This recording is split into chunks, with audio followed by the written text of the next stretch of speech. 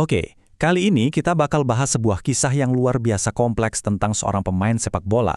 Cerita tentang loyalitas, ambisi, dan sebuah transformasi total.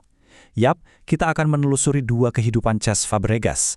Dari ikon yang dipuja-puja, jadi juara bersama rival berat, dan sekarang jadi seorang pelatih yang ambisinya setinggi langit. Nah, ini dia pertanyaan utamanya. Gimana ceritanya jagoan sebuah klub, kapten, simbol, bisa pindah dan justru meraih sukses besar bersama rival abadinya? Ini adalah konflik inti dari karir Fabregas yang akan kita bedah bersama. Sebuah perjalanan tentang pilihan sulit dan rasa lapar akan kemenangan. Oke, kita mulai dari babak pertamanya dulu ya. Semuanya berawal di London Utara.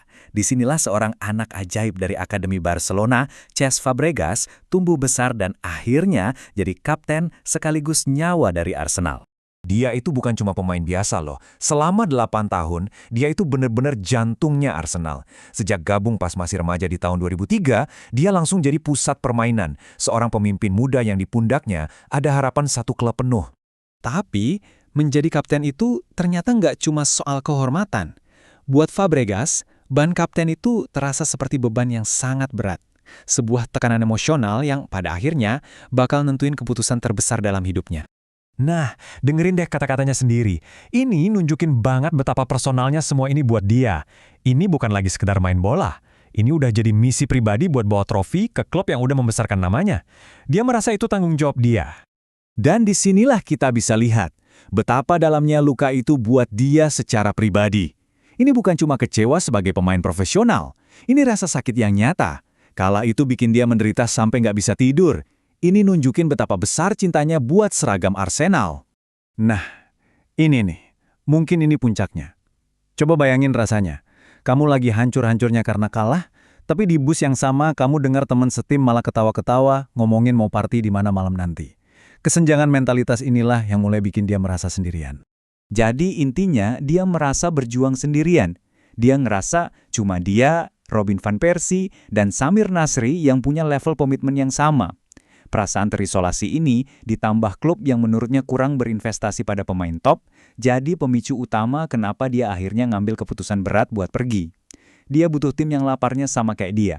Dan disinilah ceritanya berbalik arah. Sebuah langkah yang bikin banyak fans patah hati, tapi kalau kita lihat dari sisi profesional, ini sangat masuk akal. Yap, kepindahannya ke rival sekota Chelsea.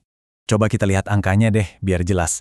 8 tahun di Arsenal, dia cuma dapat 1 trofi major. Sementara di Chelsea, dalam waktu 5 tahun, dia angkat 4 trofi. Termasuk 2 gelar Liga Premier yang dia idam-idamkan banget. Angka emang gak pernah bohong kan? Dan Fabregas sendiri yang bilang, setelah lihat data trofi tadi, kutipan ini jadi masuk akal banget kan? Secara karir, pindah ke Chelsea itu adalah sebuah validasi. Ambisinya yang gak kesampaian di Arsenal, akhirnya terbayar lunas di sana. Ini nih yang menarik dari Fabregas. Ada 2 sisi dalam dirinya. Hatinya mungkin akan selalu punya tempat buat Arsenal, klub yang membentuk dia jadi pemain hebat. Tapi otaknya tahu keputusannya pindah ke Chelsea itu benar, karena di sanalah dia menemukan kesuksesan yang selama ini dia cari. Oke, ini ringkasan singkat perjalanannya ya. Mulai dari bocah ajaib di Arsenal, pulang kampung sebentar ke Barcelona, mencapai puncak kejayaan di Chelsea, dan sekarang memulai babak baru yang gak kalah menarik sebagai pelatih di Italia. Lupakan dulu Fabregas si pemain. Sekarang kita masuk ke babak kedua kehidupannya. Dia mengambil tantangan yang benar-benar beda. Jadi arsitek di klub Como 1907 di tepi danau yang indah di Italia. Biar kebayang separah apa tantangannya, dia sendiri bilang gini, mereka mulai dari nol besar, bahkan nggak punya lapangan latihan yang layak. Jadi ini bukan sekedar melatih tim, tapi membangun sebuah klub dari fondasinya, proyek raksasa. Jadi ini bukan cuma proyek numpang lewat, ini visi jangka panjang yang gila-gilaan. Mulai dari ngembangin pemain muda, bangun pusat latihan baru, stadion baru, sampai targetnya adalah menjadikan Como klub yang stabil di Serie A. Fabregas di sini buat membangun sebuah warisan. Dan soal taktik, ya nggak heran. Filosofinya itu cerminan otaknya pas jadi pemain. Dia mau timnya main proaktif, dominan pegang bola, pressing tinggi, dan pinter banget pas transisi. Persis seperti Cesc Fabregas yang kita kenal di lapangan. Dan yang paling keren, dia nggak lupa akarnya. Dia terang-terangan bilang pengaruh Arsene Wenger itu besar banget. DNA sepak bola dari mentornya di Arsenal itu, sekarang dia coba wariskan ke timnya di Como. pengaruh Wenger ternyata masih hidup lewat Fabregas. Nah, dari sinilah semua spekulasi gila itu muncul, babak terakhir yang ngelihat ke masa depan. Awal karirnya sebagai pelatih yang langsung impresif ini udah bikin banyak orang bertanya-tanya. Sehebat apa dia bisa jadi manajer? Dan ini bukan gosip sembarangan loh. Namanya itu disebut-sebut masuk daftar calon pengganti Pep Guardiola di Manchester City. Gila kan? Fakta bahwa namanya udah dikaitkan dengan salah satu kursi manajer terpanas di dunia itu nunjukin betapa tinggi orang menilai potensinya. Jadi, kalau kita bedah DNA kepelatihannya, Fabregas ini produk langka. Dia itu gabungan dari dua maestro.